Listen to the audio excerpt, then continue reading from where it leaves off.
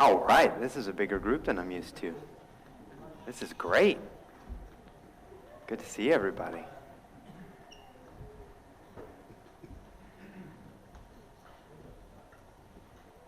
If we need more room, maybe a few of you in the front rows. I think it'll be fine. Yeah. You can sit up here too. Yeah, you guys can sit on this. Totally. Just a little bit. So it's a shorter children's lesson today, so we don't have too long up here, so pay attention, okay? Today I'd like to talk about the Great Commission. Who knows what that means, commission? Anybody? Commission? What's the Great Commission? So here, why don't we, my wife's parents, she used to ask them, what does this mean? And they always say, look it up. So let's look it up real quick. Got it right here.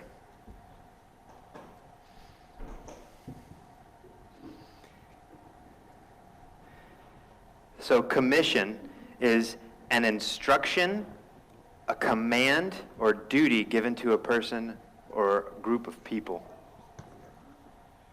That's the first definition. An instruction or a command. Do you guys get those? Yeah? Some of you guys get those? Where do you get those from? Who gives you those? Instructions or commands or duties or maybe even say chores? Dad? Okay. Anybody else? Mom? That's right. Is there anybody else who gives you? God. That's right. So, Jesus didn't call it this, but we as Christians, we call it the Great Commission. It's like the biggest duty or the biggest command or the best, the Great Commission.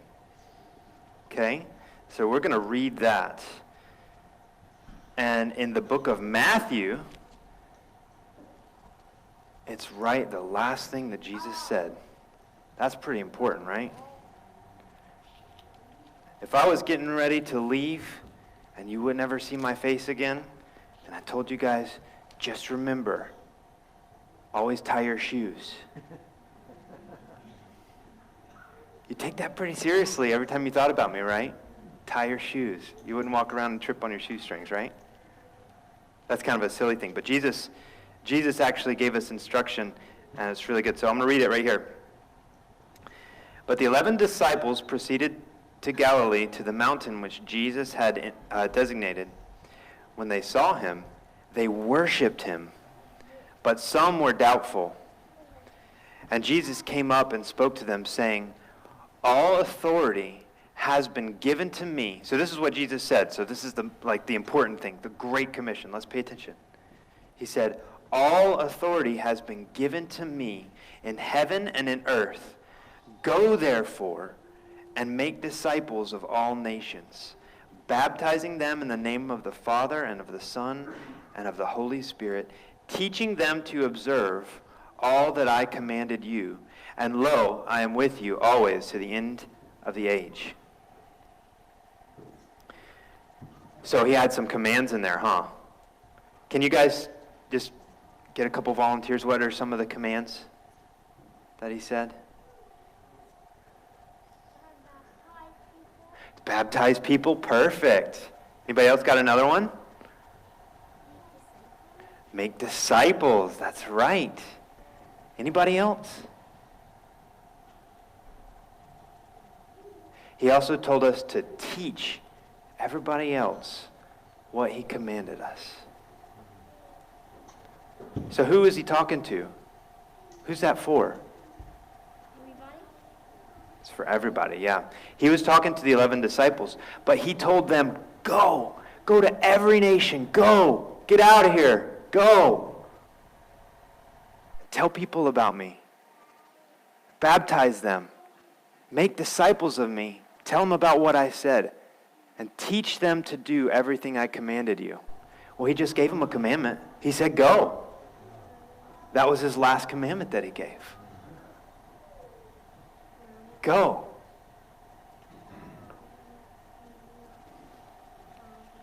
So when I was thinking about this, I was thinking about something else. Do you guys know Abraham? Anybody else remember him? Who remembers did he used to have a different name? Anybody? They used to call him Abram. And before he was called Abraham, God told him something. Anybody know? It's in Genesis chapter 12 here. I'm going to read that real quick. Now the Lord said to Abram, "Go forth from your country and from your relatives and from your father's house to the land which I show you. And I will make a great nation. I'll make you a great nation, and I will bless you and make your name great. And so you shall be a blessing. And I will bless those who bless you, and the one who curses you I will curse. And in you all the families of the earth will be blessed." So, what did he do? Did he sit still? Did he stay where he was? He said, No, he went. He obeyed. He got a commission. That's what happened. Abram got a commission from God. He got a command, a duty, a sending. And he went. So now Jesus gave us that great commission that we're supposed to go. And he gave us not only that, but he gave us purposes, what we're supposed to do when we go. So when you guys get a little bit bigger, there's some, what they call youth here, younger people that are maybe in their teens or early 20s. And they're just praying about what God wants them to do. So when you guys get a little bit bigger, you're going to be seeking God too about what he wants you to do. I want you to remember this. The Great Commission. Jesus said, go to where? Does anybody remember what we just read? Go to where? Go all over the world. Yeah. All over the world. So, I want to read a psalm real quick. Psalm 127.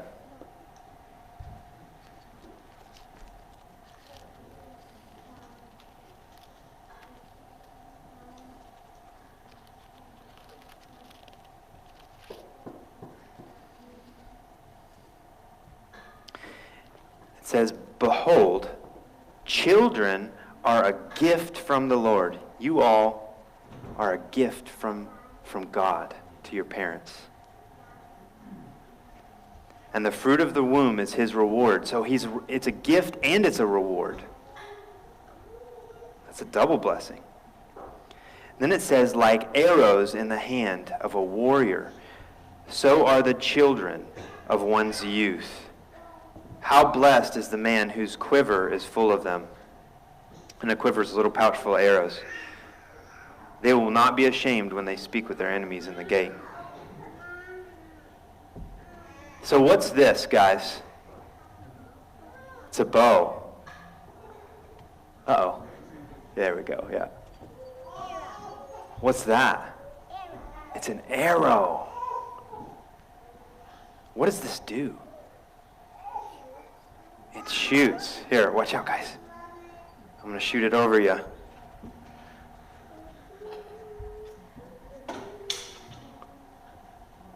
That's fun, right? Especially you boys. So, God is saying here that you children are a blessing, and that you're like arrows in the hands of a mighty warrior. What did that arrow just do? Did it sit in my pouch? Did it stay there? Hang out and look pretty? No. What did it do? It flew way over there. That was far, huh? If I wanted to, I could have shot it out the door. Wow. So just like that, you guys are all gifts from God for your parents. And one day, they're going to get to shoot you out. This is a good reminder for the parents, too. Let's see, where's my boy? Oh, he's not up here right now. My boy's too shy. I was going to do an example. I was going to hold him on my arm like he was an arrow.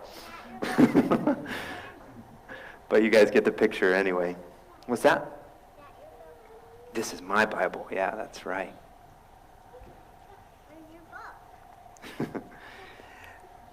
So, I want you children to remember that God is going to be sending us out. And he may just send you to the next county over. He may just send you to the next block down the road. But our purpose is to go everywhere as Christians and preach the gospel. And I wanted to do a little example because most of you guys have been born around here and you've lived around here, but there's people all over the world and they think differently and they believe different things. And those are the people that we really need to reach out to that have never heard Jesus. And so I'm going to do a little bit of an example, and then all you guys are going to have to go back to your seats after that. But I would like, if I could have 20 volunteers. I think there's about at least that many. So if you want to volunteer to just stand up here and be one of my volunteers, all you got to do is stand or sit, whatever I tell you to do. So raise your hands if you want to volunteer. Okay, when I point to you, you hop up and come behind me, okay? 1, 2, 3, 4, 5, 6, 7, 8, 9, 10, 11, 12, 13, 14, 15, yeah. Oh, I already pointed at you. 16. Need 4 more. 17. Anybody else? 18, 19, 20. Okay. Okay. So, if everybody who if I didn't point to you, can we step back and we can all sit down here? Step off the stage and let these people just stand up there. Caleb, come on. Come on, guys.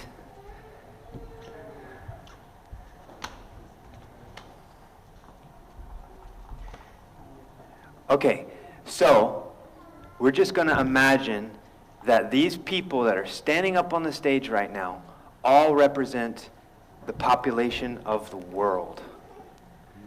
So this is everybody in the world right now, right up here. Represents everybody in the world.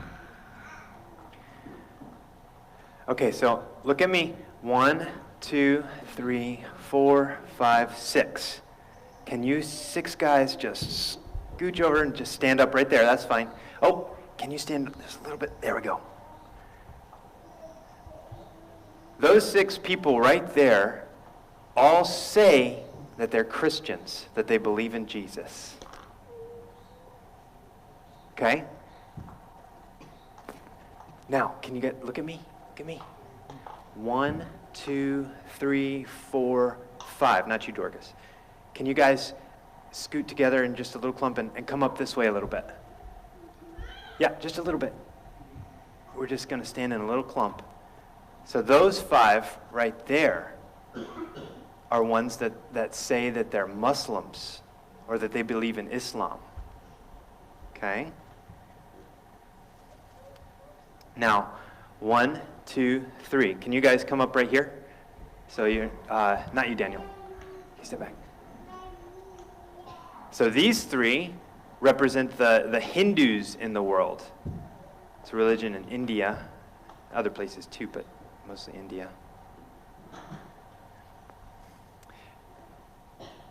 Let's see, it was 1, Daniel, 1, and then 2, 3, Joseph, 3. If you guys could go stand over there on that corner.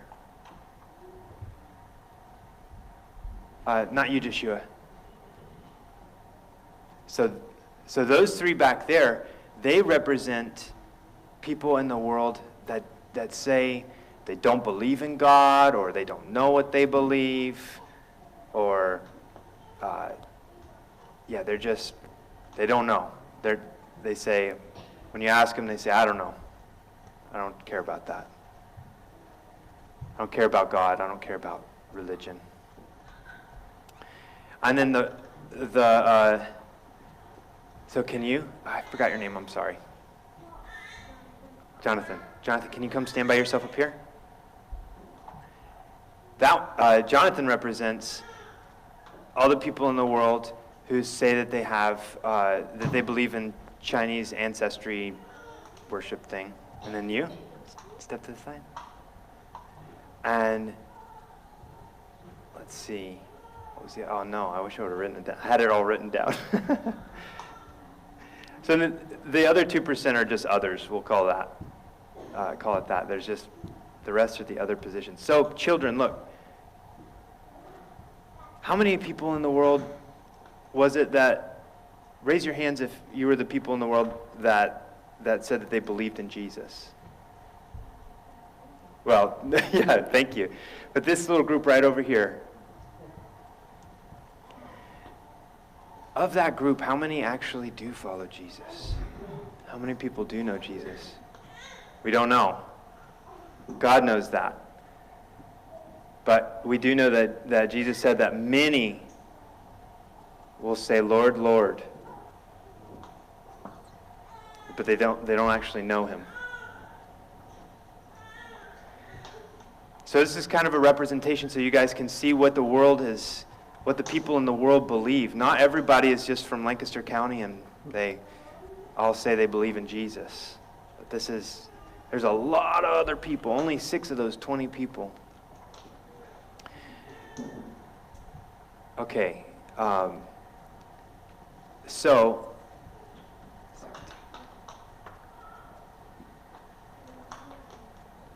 can 16 of you, let's see, we'll just do 1, 2, 3, 4.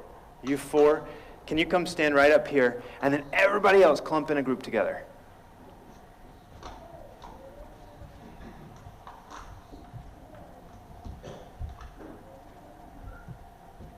So keep clumping, keep getting closer. Go that way a little bit. I said this wasn't going to be a long one, but it is a little bit, huh? So these people, all these people over here, so now this doesn't represent the world anymore. Now all of these people represent unreached people. All of these people right here say that they don't even know a Christian. So everybody here in this group right now, so we've changed from being representing the world, and everybody here says that they're not Christians and they're considered unreached people. 81%. This many people here say they don't even know a Christian. But maybe they have the internet. Let's see how many people have the internet. So why don't 1, 2, 3 of you step over here. The boys, just these 3 boys on the end. Yeah, there we go. And now you guys are with this group right here. So this is the group that now has access to the internet. That's a pretty good amount of people. But there's still this group of people that there's no Christians in their lives over here, and they don't have access to the internet. So anyway, there's some examples. I hope you guys were able to glean some things out of that and are inspired to take Jesus everywhere in the world. Okay, you can go back to your seats, go back to your parents till they're ready to shoot you out.